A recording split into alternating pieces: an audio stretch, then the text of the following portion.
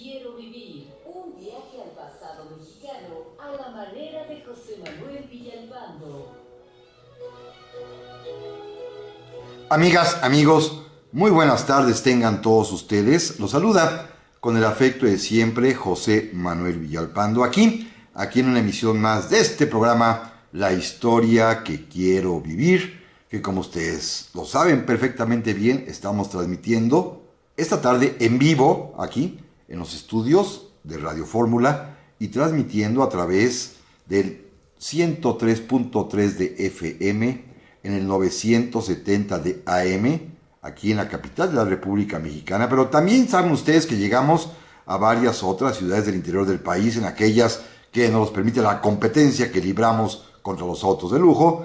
Llegamos también a los Estados Unidos de América, a Puerto Rico, a Canadá, y eso sí, a todo el territorio nacional y a todo el mundo donde exista internet, como ahorita verán, y que nos permite estar comunicados en cualquier parte, claro, siempre y cuando exista la señal, eso es fundamental. Pero pueden ustedes localizarlos en cualquier lugar a través de la página www.radioformula.com.mx, que allí, en vivo, pueden encontrar ustedes este programa. Les agradezco infinitamente su presencia, que me acompañen esta tarde, repito, aquí en vivo, y en este programa que gracias a ustedes, precisamente por el favor de ustedes, por la atención de ustedes, es el más escuchado en la Radio Nacional en México, en este horario los sábados de 4 a 5 de la tarde. Como siempre también reitero a ustedes que tenemos para comunicarnos y poder estar justamente en esta plena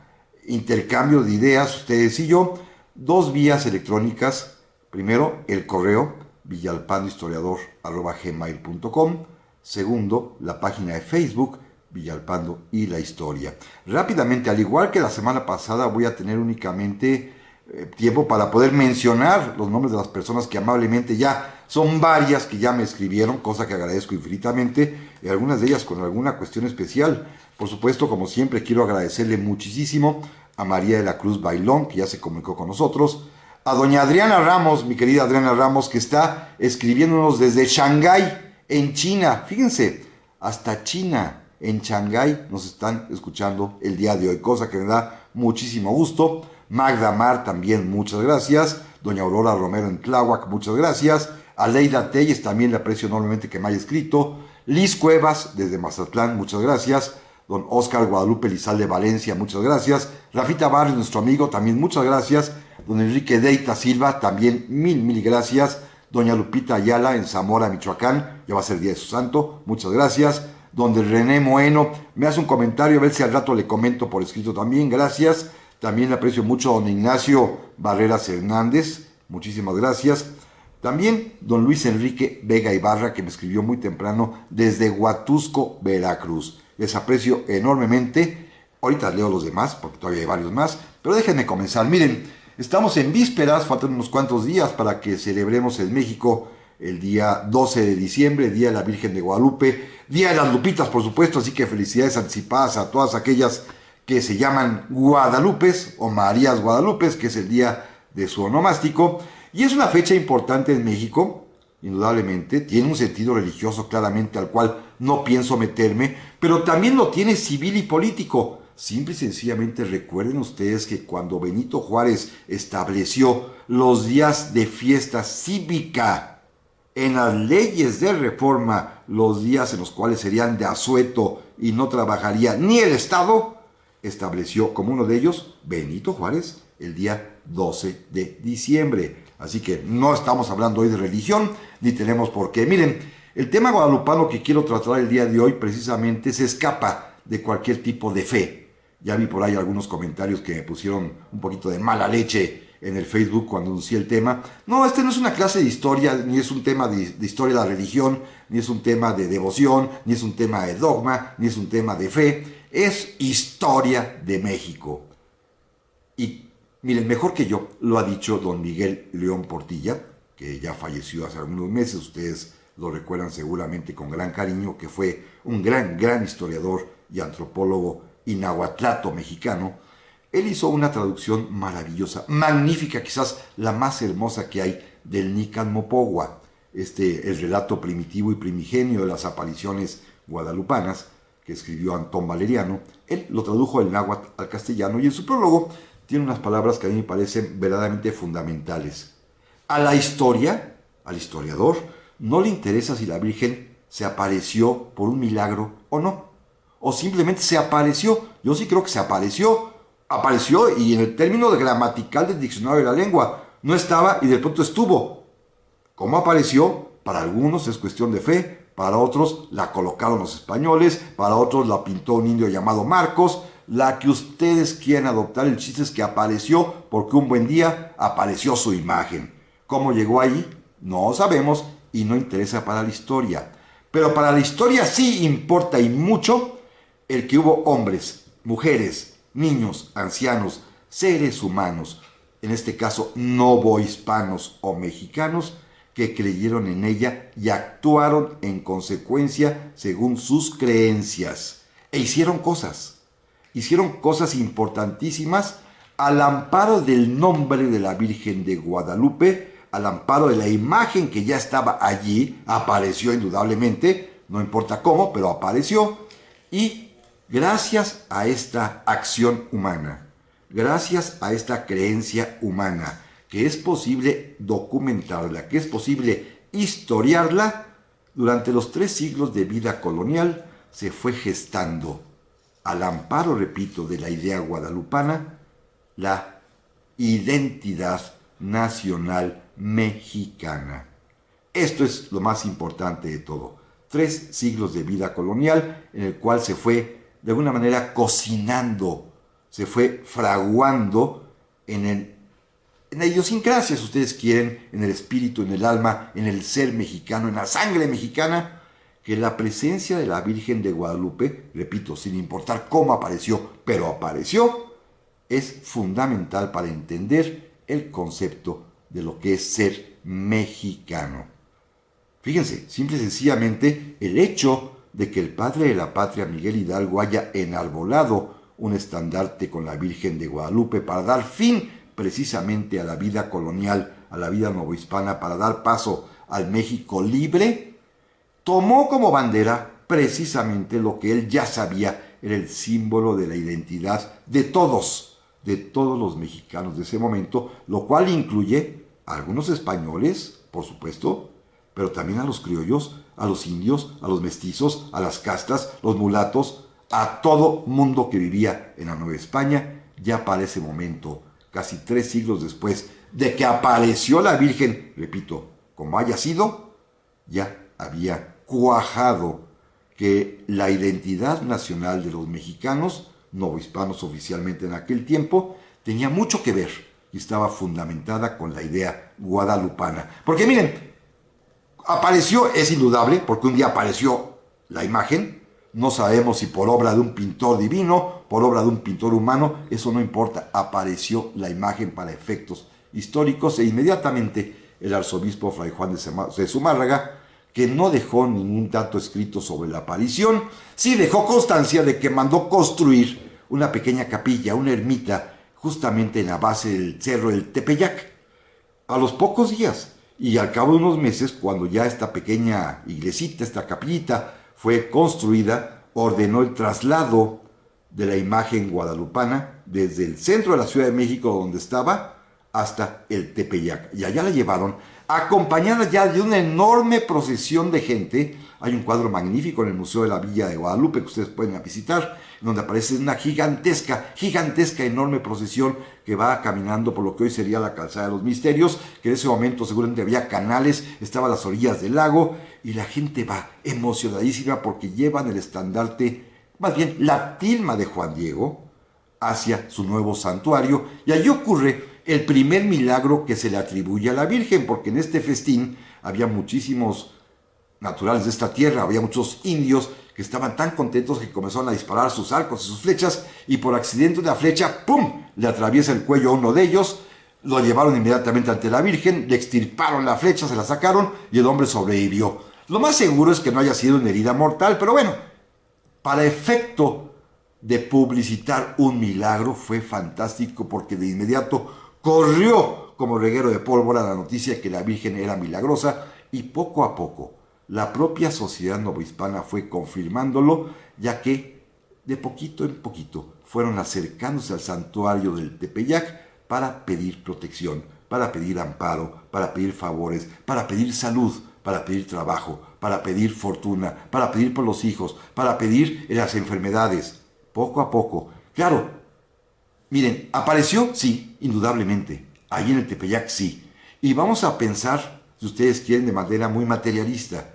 Pues qué atinada aparición, porque quien lo hizo sabía que precisamente en el Tepeyac estaba el antiguo adoratorio también de Tonantzin, la diosa mexica, la diosa náhuatl de la fertilidad, de la maternidad, la diosa madre, Tonantzin. Así que, ¿alguien le atinó? Vayan ustedes a saber quién. No interesa para la historia si fueron los españoles o si fue el pintor divino y el ejecutor del cielo. Vayan ustedes a saber. El caso es que apareció, y apareció justamente donde está el adoratorio de Tonantzin, que es lo que importa para la historia. Y comenzó pues a expandirse esta fama, esta especie de prestigio de milagrosa aparición, y a su vez de milagrosa y portentosa que ayuda a los mexicanos. Volvemos enseguida. Y estamos aquí, amigas y amigos, para el segundo bloque de esta tarde. Voy a irme rápido nuevamente con los mensajes, que agradezco infinitamente en todo lo que valen, pero si no, no logro concluir el tema del día de hoy, porque la semana que entra debo cambiar a otro asunto que espero que les guste, y así ya tengo programado perfectamente bien de aquí a todo diciembre, y que es un tema consecutivo cada semana para darle un poquito de dinamismo y para tocar diversas cuestiones muy diferentes todas ellas. Gracias, por supuesto, como siempre, a la familia formada por Emma, Jackson, Toby, Neftalí Garza, allá en Raleigh, Carolina del Norte. Muchas gracias. Don Jorge Ramírez Santillán escucha con sus hijos Andrea y Alfredo y su esposa Karen. Muchas gracias en Tecámac. Don Elías Moreno en Moreno Valley, California. Muchas gracias. Johnny Vargas también le aprecio muchísimo que se haya comunicado conmigo. Al igual que a don Rogelio Espinal también, que me acaba de escribir. Don Santiago Rosas Pérez allá en Puebla. Muchas gracias. Elber González también. Muchas gracias. Y ahí vamos. Ahorita continúo para seguirle con la devoción guadalupana como objeto de conocimiento histórico. Miren, después de que pasa este milagro, que se difunde la fama y prestigio de la guadalupana, ocurren varias cosas interesantes. No hay que descontar que fue un uso político, el de la imagen de la Virgen de Guadalupe, para dos efectos. Uno primero, muy teórico, si ustedes quieren verlo así, es que estamos también a punto de iniciarse en Europa y en el mundo cristiano, especialmente en el católico, lo que se conoce como la contrarreforma. El intento de la ortodoxia católica para oponerse a la reforma protestante, y de alguna manera don Edmundo O'Gorman, este gran historiador mexicano que tiene un libro maravilloso sobre el tema, llama precisamente a la Virgen de Guadalupe la flor novohispana de la contrarreforma. ¿Por qué? Porque tiene un uso muy claro. El uso es fomentar la creencia de los fieles en la Virgen María. Este es el fin político religioso más importante para combatir los efectos posibles de una, podría llegar a ser, llegada del protestantismo a la Nueva España, cosa que no llegó en ese momento, pero para precaverse, O'Gorman piensa que esta flor novohispana de la contrarreforma ya estaba lista para combatir los efectos. Segundo, hay otro efecto importantísimo de política religiosa. Esta sí es muy documentada. La Virgen de Guadalupe, su imagen, su fama, la narración de lo que sucedió con Juan Diego se va a convertir en el mejor vehículo evangelizador de todos los originarios de esta tierra después de la conquista. Los misioneros ya avanzaban en las zonas en donde pues había muchísimas poblaciones sedentarias ya asentadas y no requerían de soldados. Nada más marchaban, caminaban, llevando un estandarte guadalupano, porque ya la fama se había extendido y ya los indígenas mexicanos sabían que había aparecido la Madre de Dios, si ustedes quieren, Tonantzin Guadalupe, como la llama Miguel León Portilla, una mujer de tez morena, como ellos mismos, pero que además en el mensaje, en la plática que sostuvo con Juan Diego, ustedes recuerdan, esto es fundamental, expresó palabras que llenaban el alma de fe y de esperanza de todos los que escuchaban el mensaje, porque la Virgen de Guadalupe, según las crónicas escritas, no quiero decir que sean auténtico lo que dijo. Alguien escribió, si ustedes quieren, para ponerlos muy materialistas y muy auténticamente objetivos y racionales. Alguien escribió el diálogo desde 1552, quedó fijado en un escrito que se llama Nican Mopogua, y ahí claramente se escribió y dice que la Virgen de Guadalupe le dijo a Juan Diego: ¿que no estoy yo aquí, que soy tu madre? ¿Qué más necesitas? ¿Qué más has de menester? Soy tu madre, le dijo la Virgen de Guadalupe a Juan Diego, y este mensaje pues llega a todos porque se sabe y se reconoce la importancia que en las culturas prehispánicas tiene la madre. Si lo dudan ustedes, consulten y vean ese magnífico libro de Octavio Paz que se llama El laberinto de la soledad. Está ya muy bien estudiado el concepto materno, el concepto de una madre en la cultura mexicana, y justamente, miren, otra vez, haya sido como haya sido, la Virgen se apareció y dio un mensaje maternal. Simple y sencillamente, miren, en ese momento no había registrado en la historia de la catolicidad otras apariciones marianas. Había aparecido alguna estatuilla como la Covadonga muchos siglos antes, pero ninguna hablaba.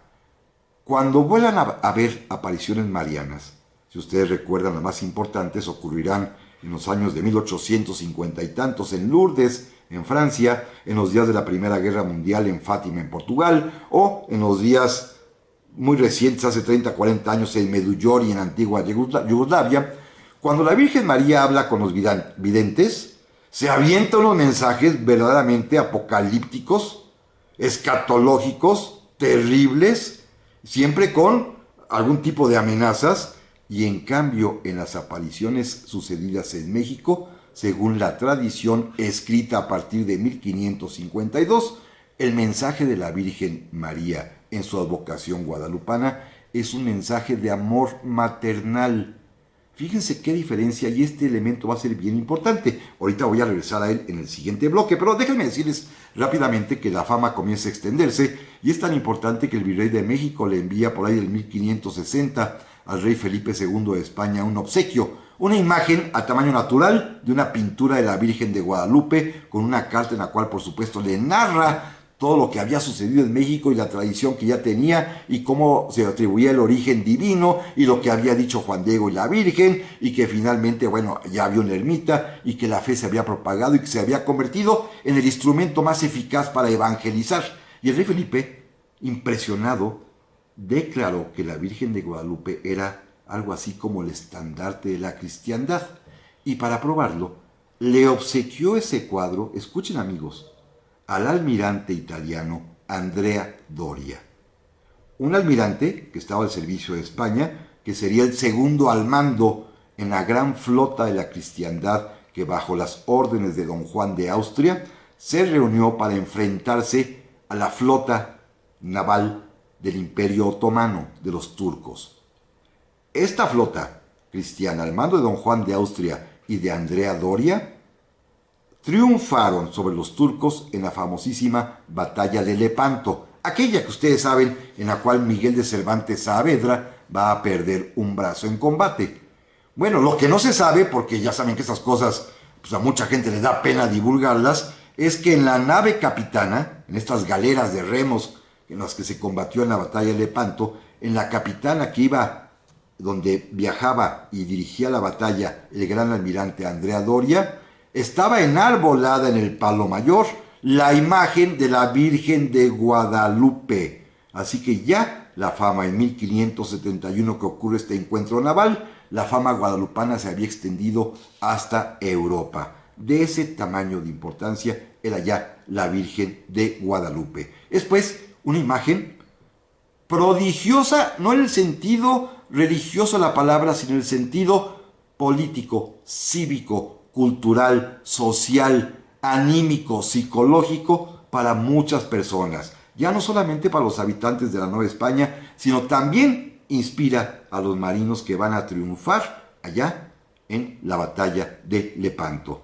Todo esto se le debe en buena medida a los esfuerzos que hará un arzobispo de México, Fray Alonso de Montúfar, el segundo arzobispo que tuvo México después de Fray Juan de Zumárraga, quien va de alguna manera a fomentar, a promover el culto guadalupano. Hacia el final del siglo XVI, ya para terminar y cerrar este siglo rápidamente, un sabio, un gran hombre, don Carlos de Sigüenza y Góngora, se va a dedicar a juntar papeles y papeles y más papeles, y entre ellos va a encontrar el famosísimo manuscrito del Nican Mopogua, que había sido escrito en náhuatl en 1552 por Antón de Valeriano, un indígena de la familia real descendiente de Moctezuma, que ya había sido castellanizado, cristianizado, que era juez de indios de la Ciudad de México, un erudito, un hombre culto para su tiempo. Él es el que escribe, repito, en 1552, este primer relato, esta primitiva narración que se llama Nican Mopogua, que les recomiendo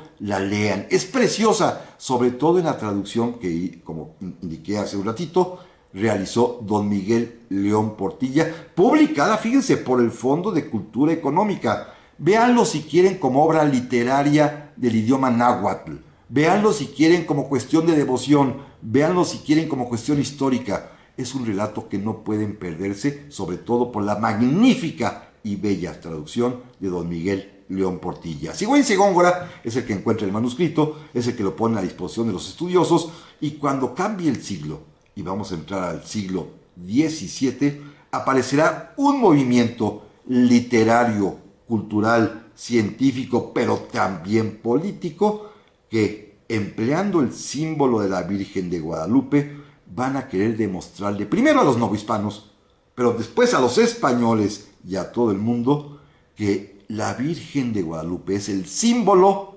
auténtico de la nacionalidad mexicana, que es distinta a la indígena, que es distinta a la española, que es una nueva forma de ser social. La nación mexicana que se funda según estos señores, que ahorita platicaré de ellos en el siguiente bloque, se funda fundamentalmente, valga la redundancia, en la aparición guadalupana. Porque en aquel tiempo, para poder expresar una idea nacionalista, cuando dependíamos de España, cuando estábamos sometidos a España, la única manera de presumir que éramos diferentes y superiores a los españoles era mediante la religiosidad, la popular y la culta. Solamente así podíamos demostrarle, por ejemplo, a los españoles: miren, españoles, aquí en México sí se apareció la Virgen y en España jamás. Volvemos enseguida. Ya estamos aquí, amigas y amigos, para el tercer bloque esta tarde, que se me está yendo rapidísimo. Simplemente quiero agradecerle rápido a algunos que llegaron: don Enrique Deita Silva, muchas gracias; don Fernando Paulina Bedillo, que está leyendo El laberinto de la soledad, Octavio Paz, muchas gracias, lo aprecio mucho. Y también creo que por aquí hay otro correíto más, para no detenerme mucho. Sí, don Iván García, muchas gracias, se los aprecio enormemente. Déjenme continuar para poder avanzar un poco más. Cuando termina el siglo XVI, comienza el XVII, además han sucedido varias cosas. No hablemos de la lista ya innumerable de los milagros particulares que las crónicas registran, en la cual pues ya aparece que la Virgen de Guadalupe, o bajo su intercesión en la advocación y devoción guadalupana, alivia enfermedades, cura problemas de salud, ayuda a las familias a entenderse, lo que ustedes quieran y manden, que para esto hay miles de testimonios y que ustedes pueden encontrar justamente en el Museo de la Villa de Guadalupe, con los exvotos, estas laminitas que los mexicanos desde tiempo muy antiquísimo, me van a criticar, muy antiguo, pintan agradeciéndole a la Virgen su intercesión en tal o cual circunstancia que allí se dibuja, que allí se pinta. Ustedes los han visto mejor que yo, y es una muestra bellísima de arte y de cultura popular, maravillosos, que hay en muchos templos en todo el país, a lo largo y ancho de nuestras fronteras. Esto existe como testimonio histórico. No digo que el milagro y la curación se atribuya a poderes sobrenaturales. Ya sabemos que esto es una cuestión aparte, no es de fe. La historia registra que hubo familia que sí creyó y por eso escribió, pintó, dibujó y colocó el exvoto. Pero hay otras que son de otra naturaleza que me interesa destacar. Miren, la Virgen de Guadalupe fue empleada de inmediato como remedio contra las epidemias, que había muchísimas. Por ejemplo, la de Cocolixtle, que azotó a la Nueva España a mediados del siglo XVI, o esto es muy simpático. En 1595, 96, 97 fueron 3, 4 años de sequía tremenda. No llovía, para que vean que ya el cambio climático andaba medio loco desde aquel tiempo. Dejó de llover durante 2, 3 años y la sequía era espantosa y por supuesto pues no hubo cosechas, los animales de campo de pastoreo se fueron muriendo, en fin, una crisis alimentaria brutal. ¿Saben qué hicieron? Fueron a hacer rogativas y preces a la Virgen de Guadalupe, la extrajeron en procesión al centro de la Ciudad de México, la colocaron hoy en nuestro Zócalo, hay una misa monumental en presencia del virrey y todo el mundo, y a los poquitos días, cuentan las crónicas, comenzó a llover. 20 años después, 30 casi, 1629, pasó lo contrario.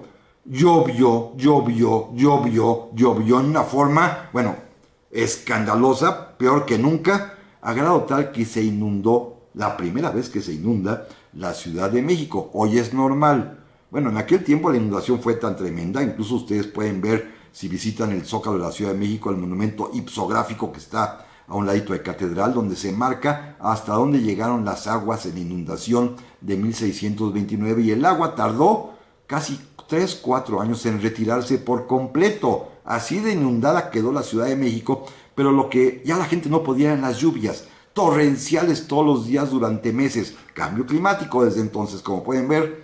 Y también entonces acudieron a la Virgen de Guadalupe, la trajeron del Tepeyac en canoas, están las crónicas que pues, no se podían dar a pie, y la metieron a la catedral para no dejarla a la intemperie porque estaba llueve, llueve, llueve. Imploraron su protección y dejó de llover. Como haya sido, así lo cuentan las crónicas. Así que pues ya era muy popular y famosa, no solamente en las desgracias y privaciones privadas, sino también en las desgracias públicas. Por esto, ante el hallazgo que hizo Carlos de Sigüenza y Góngora del original del Nican Mopogua, al iniciar el siglo XVII, un poquito avanzado, 3 criollos se pusieron de acuerdo, cada uno en su especialidad. Uno se llamaba Miguel Sánchez, que era un culto y erudito. Por cierto, los 3 son sacerdotes. Era muy culto, muy erudito, y escribe un libro sobre la imagen de la Virgen de Guadalupe para los más cultos de su tiempo, tanto en México como en España. Un libro erudito con muchísimas fuentes bíblicas para sostener sus dichos, por supuesto con los documentos de Sigüenza y Góngora, para demostrarle a la gente con más conocimientos, con más ciencia, la verdad histórica de la Virgen. Otro más, Luis Lazo de la Vega, que era el sacerdote a cargo de la Basílica de Guadalupe, que conocía las lenguas náhuatl y alguna otra lengua indígena, escribió una historia sencilla basada en el Nican Mopogua, escrita en náhuatl, para que lo conocieran los indios. Ustedes me dirán, ¿a poco sabían leer? Pues sí, ya había muchos indígenas educados, particularmente en el Colegio de Santa Cruz de Tlatelolco, en donde eran formados, y estos niños que sabían leer, escribir en castellano, la historia lo cuenta muy bonito. Los domingos en las tardes en sus casas les leían historias a las gentes que no sabían leer y escribir, y qué mejor historia pensaron que la de la Virgen de Guadalupe, que les era tan cercana. Por supuesto que les era cercana. Y un tercer autor, Luis Becerra Tanco, es el que escribió lo que podríamos llamar el primer bestseller de la historia de México. Un librito de consumo popular, no para eruditos, pero sí bien enterado y bien armado y literariamente bellamente escrito, un librito que se llama Felicidad de México. Los 3 pues se ponen de acuerdo y a mediados del siglo XVII ya producen sus libros, que se venden muchísimo, particularmente este último, de Felicidad de México. El de Luis Lazo de la Vega se regala a la población indígena. El de Miguel Sánchez es caro porque es un libro muy erudito, pero se vende también de manera afortunada. Y los 3 coinciden en narrar justamente la historia de la Virgen de Guadalupe con relación al pueblo de México. Pero aquí viene lo importante. Los 3 se pusieron perfectamente bien de acuerdo para demostrar algo más. Que la Virgen de Guadalupe es el fundamento de una nacionalidad que ellos llaman mexicana, que es distinta de la española y distinta de la indígena. Las razas no importan, el vivir en México es lo que importa. Así lo dirá después el Plan de Iguala más adelante. Mexicanos somos los que vivimos aquí y adoptamos las costumbres, cultura y pensamos en común, seamos de la raza que seamos. Así lo piensan estos tres señores, Sánchez, Lazo de la Vega y Becerra Tanco, pero con un elemento adicional. Recordemos que estamos en el siglo XVII y el nacionalismo no puede expresarse todavía en términos políticos porque somos posesión de España. Somos un reino que depende de la monarquía española. Y en cambio a ellos se les ocurre algo mejor. Si en aquel tiempo el mundo habla en términos religiosos, pues hablemos en términos religiosos para demostrar la nacionalidad mexicana. Y escuchen esto, amigos. Porque Dios, en su infinita misericordia, dispuso que la Virgen María se apareciese en México. Y la Virgen María, en su advocación de Guadalupe, aceptó y voluntariamente vino a aparecerse en México. Por lo tanto, la conclusión de estos tres señores es que somos una nación privilegiada, una nación favorecida del cielo, tanto por Dios Padre como por Jesucristo, que dispuso exactamente que su Señora Madre, la Virgen María, se apareciese aquí. Y fíjense, dicen los tres, cada uno a su manera, que hay dos ciudades que son las beneficiadas directamente por la obra de Dios. Jerusalén, en donde va cerquita de ella a nacer y ahí va a morir Cristo, y la Ciudad de México, que es la que tendrá esta fortuna, esta dicha de ver aparecer en ella a la Madre de Dios, a la Virgen de Guadalupe. Por eso el libro de Becerra Tanco se llama Felicidad de México, porque se trataba de festinar esta nación, elegida por Dios, un pueblo elegido el mexicano, para que en este lugar, en la roca del Tepeyac, atinadamente y coincide con Tonantzin, allí se apareciese la Madre de Dios. Y con un mensaje clarísimo, con un mensaje de amor, ¿a quién? A los mexicanos. Una aparición, repito, como dije hace un momento, muy pero muy distinta de las otras que después tuvo la Virgen María en Europa, apocalípticas, ya lo comenté, pero en cambio aquí se trata de mensajes de amor. Estos tres señores, los repito, Miguel Sánchez, Luis Lazo de la Vega y Luis Becerra Tanco, decidieron crear el concepto de nacionalidad mexicana amparado en la imagen de la Virgen de Guadalupe y conforme a la creencia de su tiempo, en virtud del favor que los mexicanos y esta tierra mexicana recibieron del cielo, de Dios, de Jesucristo, de María, para elegir este lugar para que aquí apareciese la Virgen. Nación favorecida. Los españoles no tenían eso, Ahí no había habido apariciones marianas, salvo aquella de Covadonga, que fue una estatuilla que nadie creyó, que se le apareció a don Pelayo por ahí del 710 después de Cristo, pero fuera de eso, pues ni habló. Aquí sí habló, y habló en náhuatl, además. Esto pues para ellos era una especie de mensaje directo del cielo de que esta es la nación favorecida, esta es la nación consentida de la divinidad. Y esto, por supuesto, es un muestra de orgullo. Ya podían tener Virgen de Guadalupe, por una parte, y San Felipe de Jesús por la otra. Dos representantes de la mexicanidad. Un santo, mártir mexicano en Japón, y una aparición mariana, porque la Madre de Dios había decidido aparecerse en esta tierra. ¿Qué mayor prueba de distinción para separarnos, para diferenciarnos de los españoles? Aquí somos mejores, aquí Dios eligió que fuera el lugar de la aparición. Esto es, simple y sencillamente, demostrar en su tiempo, con argumentos lógicos del siglo XVII, nuestra diferencia, nuestra superioridad con respecto al pueblo español. Volvemos enseguida.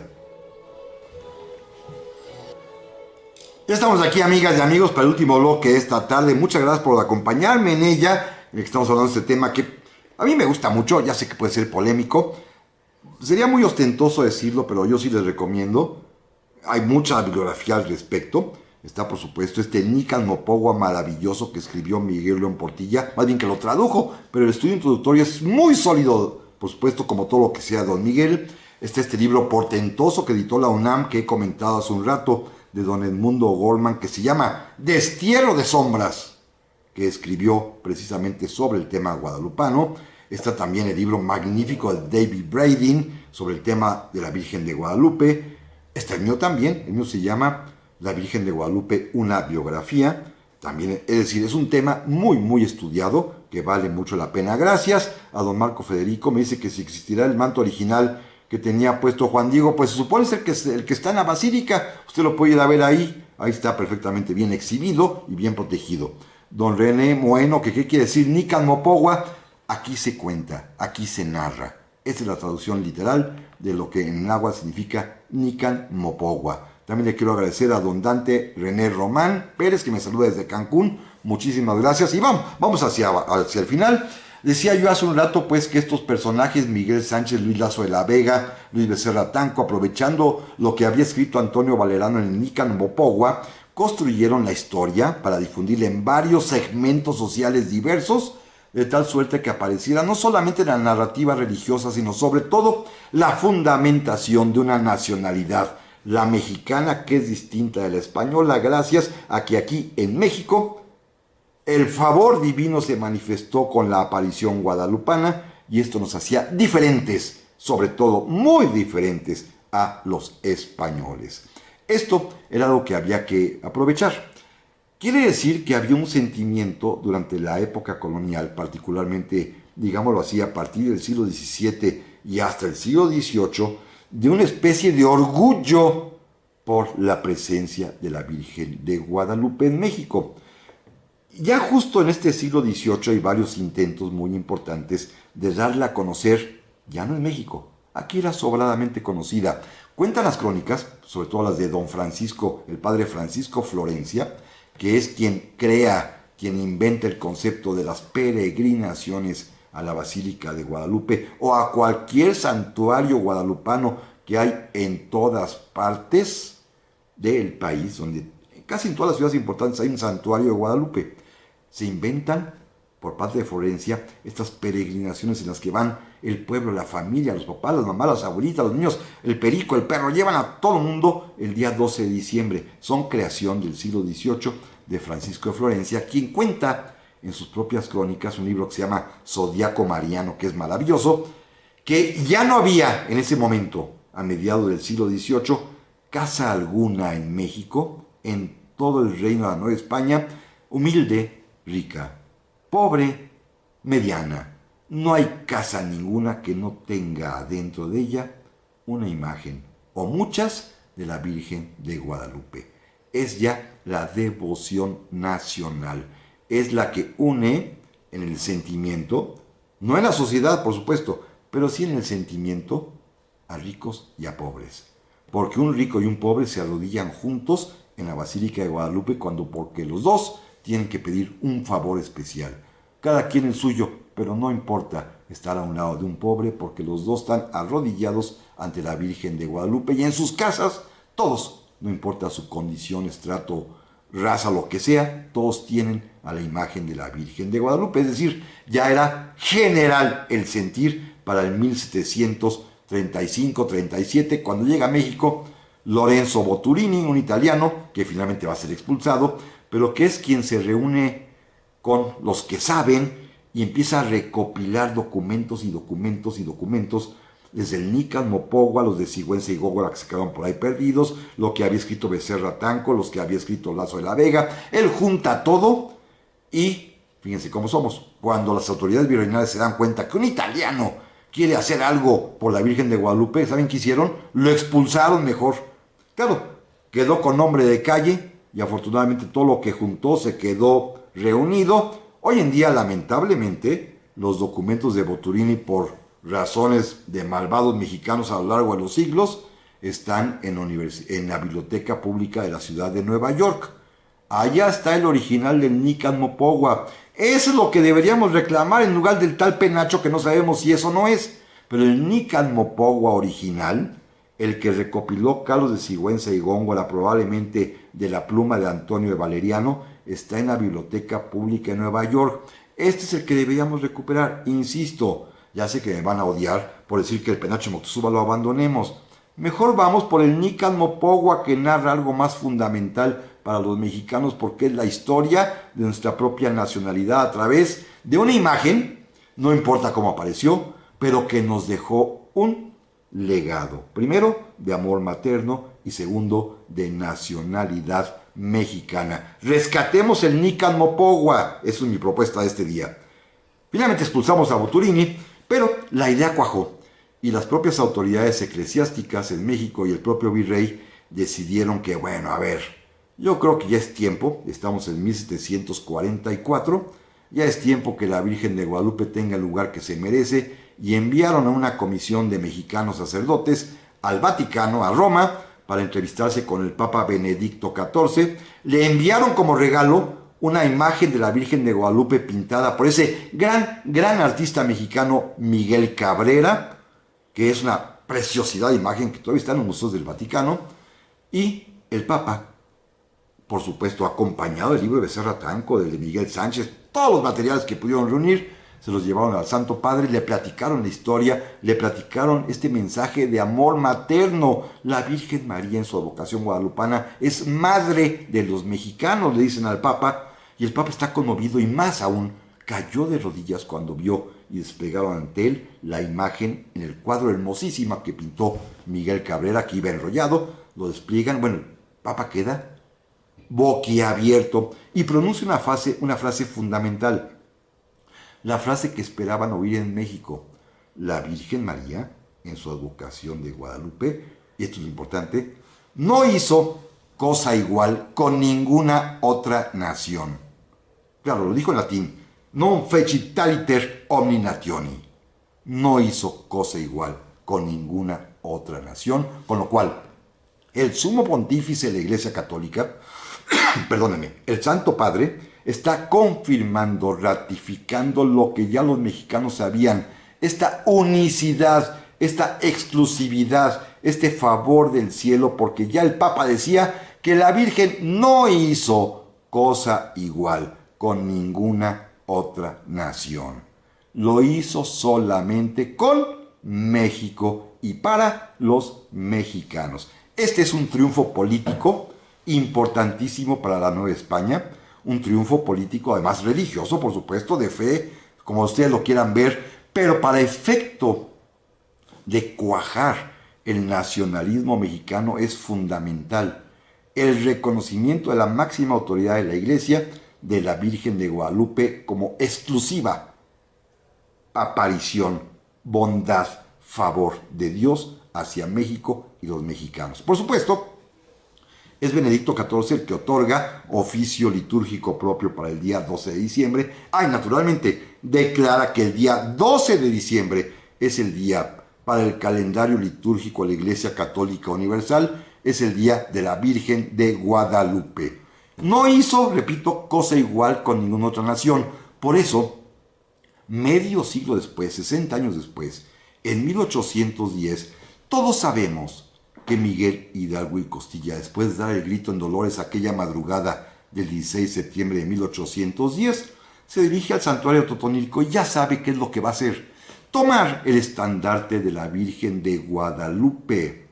¿Por qué? Porque es el símbolo, la bandera de unión, de pensamiento similar, la identidad mexicana representada en esa imagen. Es nuestra primera bandera. Ya después vendrá la tricolor. En ese momento la bandera insurgente, la bandera de los que pelean por la libertad, es la Virgen de Guadalupe. Recuerden, amigas y amigos, que Lucas Alamán, lo he platicado alguna vez, entrevistó a algunos soldados de Hidalgo que andaban ahí vagando en Guanajuato después de la toma de la Alhóndiga, y les preguntó: oigan, ¿ustedes por qué siguen al padre Hidalgo?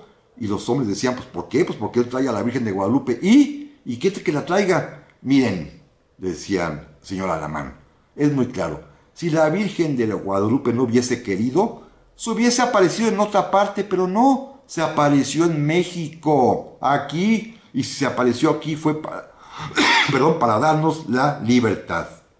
La emoción ya me cerró la garganta, Dios mío. También sabemos que Morelos, más adelante, va a declarar que sus victorias, particularmente en el sitio de Cuautla, se deben a la emperadora de América, la Virgen de Guadalupe, que es la capitana jurada, de las legiones insurgentes, y sabemos también que en los propios sentimientos de la nación, el documento más importante de la historia política mexicana, José María Morelos y Pavón, dice claramente que debe festejarse el 16 de septiembre, pero también el día 12 de diciembre, como los días más importantes de la mexicanidad. La Virgen de Guadalupe nos dio la libertad. Así lo pensó, por ejemplo, aquel insurgente Carlos María de Bustamante, que era un escritor, que era periodista, que era un hombre muy culto, cuando decidió hacer una nueva versión del Nican Mopogua y le agregó una frasecita. La Virgen de Guadalupe le dijo a Juan Diego: ¿qué no estoy aquí que soy tu madre? ¿Qué más necesitas? ¿Qué has de menester? ¿Qué no te voy a dar yo la libertad? La Virgen de Guadalupe nos dio la independencia indudablemente. Y de esto, amigos y amigos, espero que les haya parecido interesante el tema del día de hoy. Muchas gracias por su atención. La semana que entra cambiamos de tema. Por hoy, gracias a don Raúl en los controles, por supuesto a Guillermo en la producción, a Fernanda Nava también. Y a ustedes, pásenla muy pero muy bien.